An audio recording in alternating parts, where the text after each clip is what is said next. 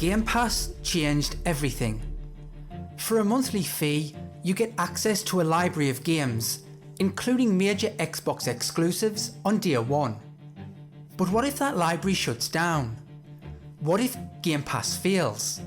Microsoft says that the service is profitable, but some in the industry aren't convinced.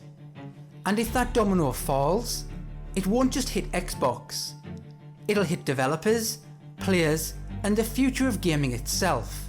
Make no mistake, Microsoft isn't treating Game Pass like an experiment. They've gone all in. First-party games now launch directly onto the service. Physical discs? Optional. Even their multi-billion-dollar acquisitions point to one goal: feeding the Game Pass machine. This isn't just a subscription. It's the foundation of their entire gaming business. But if that foundation cracks, the whole structure could come down with it. Reports about Game Pass profitability have caused a stir, and for good reason. At first, some claims suggested that Microsoft was painting a rosier picture than reality, specifically that they were only counting subscription revenue against operating costs, like licensing fees, server maintenance and platform infrastructure, but not factoring in the revenue that they were losing by skipping traditional game sales and microtransactions. In other words, when a big Xbox exclusive like Starfield launches on Game Pass, millions of players access it without buying it. So Microsoft misses out on those full price purchases. Some believed that loss wasn't being counted, but that claim was later corrected. Sources clarified that when you do include the lost revenue from retail sales and microtransactions, Game Pass is still technically profitable. That's important, but it's not the whole story.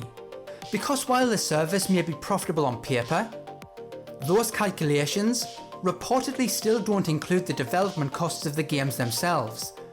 Massive first-party titles often can cost hundreds of millions of dollars and years to create. And if those costs aren't part of the equation, we're not seeing the full financial picture. So yes, by Microsoft's current accounting, Game Pass makes money. But that leads to a deeper question.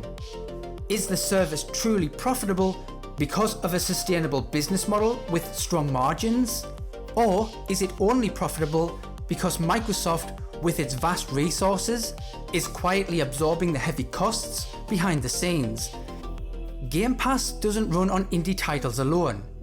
It needs blockbusters, big, expensive, headline-grabbing releases. But AAA games are getting more costly, more complex, and more delayed. And unlike physical releases, Game Pass revenue comes in slowly, month by month.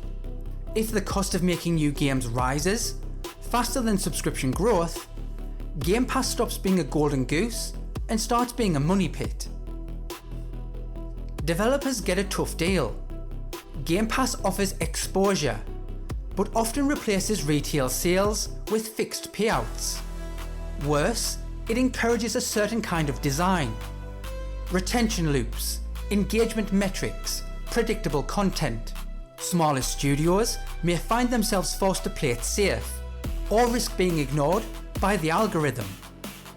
Creative risks, weird experiments, bold storytelling, those are harder to greenlight when the priority is monthly engagement. What happens if the model breaks?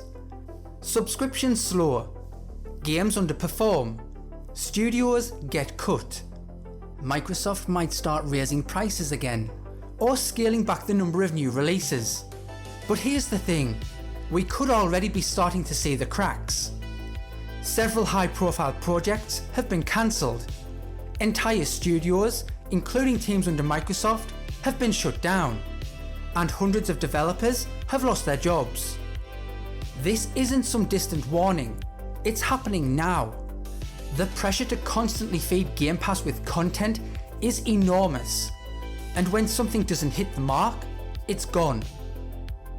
The promise of Game Pass was abundance, more games, more access, more freedom. But if the service falters, we're left with less of everything. Fewer studios, fewer risks, fewer games worth remembering. Could Xbox survive without Game Pass? Technically, yes. Microsoft is enormous, and it's one of the richest companies in the world. But their past shows that they're not afraid to pull the plug on struggling platforms that no longer fit the plan. Does anyone remember the Windows Phone? Or the streaming platform Mixer? All heavily promoted, then quietly shut down. If Game Pass falters, Xbox itself might not disappear, but its current identity might. Without a strong subscription backbone, Xbox risks becoming just another console without a clear reason to exist in a market dominated by ecosystems and services. So far we've explored what might happen if Game Pass fails. But let's step back. How likely is that to actually happen? Right now, Game Pass reportedly has over 30 million subscribers. It's profitable by Microsoft's own accounting. And Xbox is heavily investing in studio acquisitions and new releases to keep the pipeline flowing. On the surface, that looks like strength. But growth has slowed. Prices are rising. Competition is growing. And major titles like Redfall and Halo Infinite haven't delivered the momentum Xbox had hoped for. Meanwhile, Microsoft has started cutting costs, including shutting down studios it once praised. That's a sign of internal pressure. So will Game Pass disappear next year? Probably not. But will it quietly shift, offering less value, fewer Tier 1 games, or even a split tier model to recoup costs? That's far more realistic. Game Pass doesn't have to collapse to fail. It only has to drift far enough from what made it great until players no longer care. Some people say it doesn't matter whether Game Pass is profitable, but it absolutely does. If you're a fan of Game Pass, profitability is good news. A profitable service is more likely to survive. It means Microsoft can keep funding new games, rolling out new features, and maintaining long-term support. But if the numbers turn red, everything changes. Microsoft could cut back on content, raise prices again, or even walk away from the model entirely. The service you enjoy today might not exist tomorrow. On the other hand, if you don't like what Game Pass stands for, things like temporary access instead of ownership, games disappearing, and design driven by retention metrics instead of creativity, then profitability matters for the opposite reason.